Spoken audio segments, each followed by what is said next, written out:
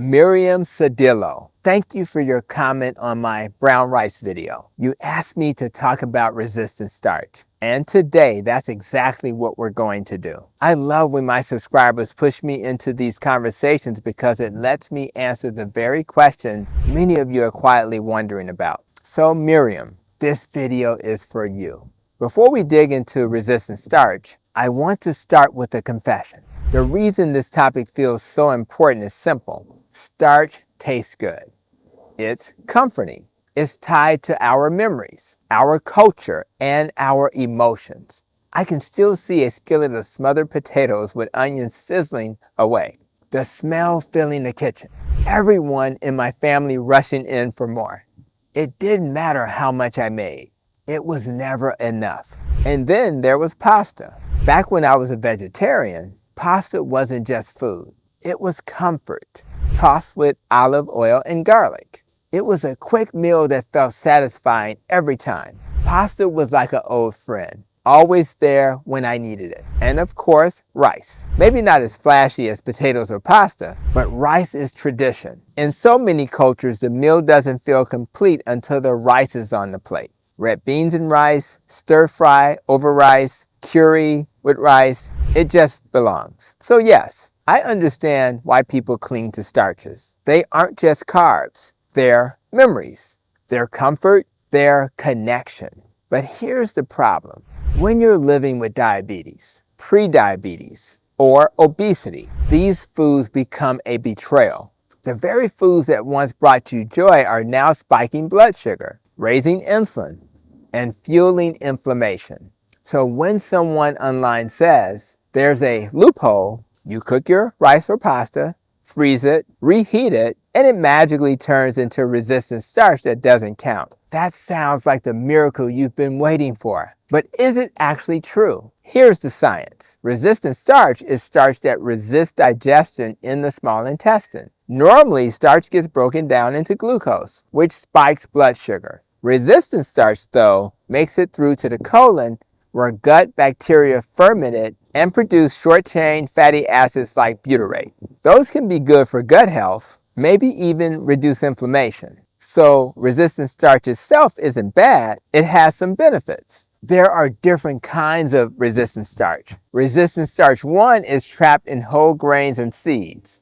Resistant starch 2 shows up in raw potatoes and green bananas. Resistant starch 3, the star of this debate, happens when you cook, then cool starchy foods. The cooling process rearranges some starch molecules so they resist digestion.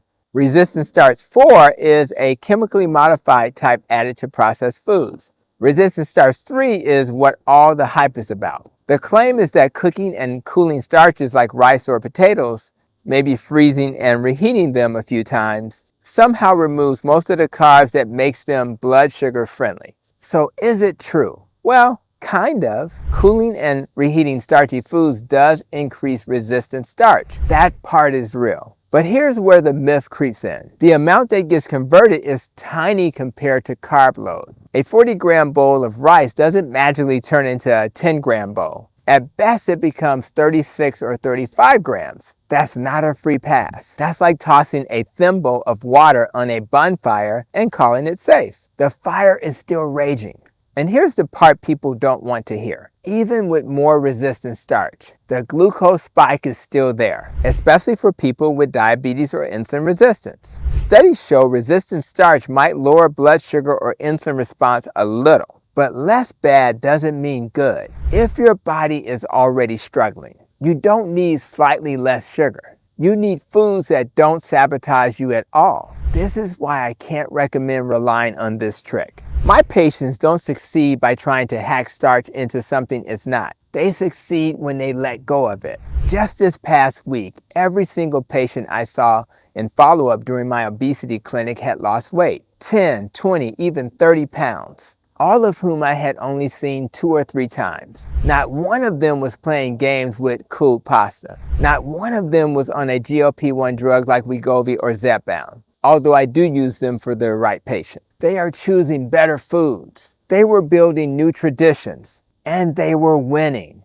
So let's be clear. If you're an athlete with great insulin sensitivity, cooling rice might give you a small edge. But for people battling obesity or diabetes, it's a distraction. It keeps you holding on to the very foods that got you sick in the first place. The better path is actually more fun. You can make bread out of eggs and cream cheese that's more satisfying than anything at the store. You can swap rice for cauliflower rice, which soaks up flavor beautifully. You can try zucchini noodles, shirataki noodles, or meat-based crusts and breads. And if you need ideas, the American Diabetes Society website has plenty of recipes that let you eat joyfully without spiking your blood sugar. Now, I know the psychology is the hardest part. Starches aren't just food. They're tied to love, holidays, childhood, and comfort. Saying goodbye feels like losing part of yourself. But here's how I'd reframe it. Instead of asking, how do I keep eating rice without spiking my sugar? Ask, what foods do I love that don't hurt me?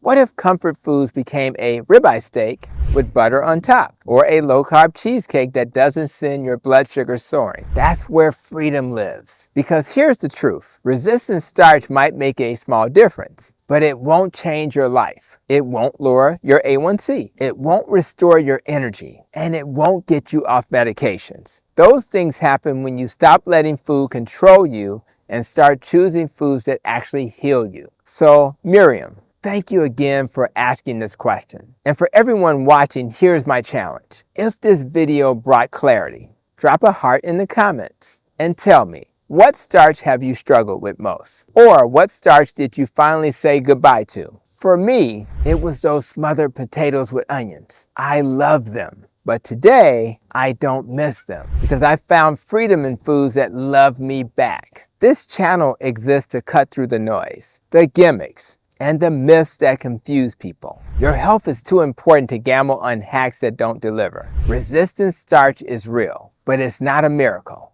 And if you want transformation, it won't come from reheating pasta. It'll come from building a new relationship with food, one that supports your goals, your dreams, and your future. So if this helped, make sure to like, share, and subscribe. And don't keep this to yourself. Share it with someone who still thinks freezing their rice is the magic trick. Let's spread the truth together, one plate at a time. And as always, I look forward to seeing you in my next video.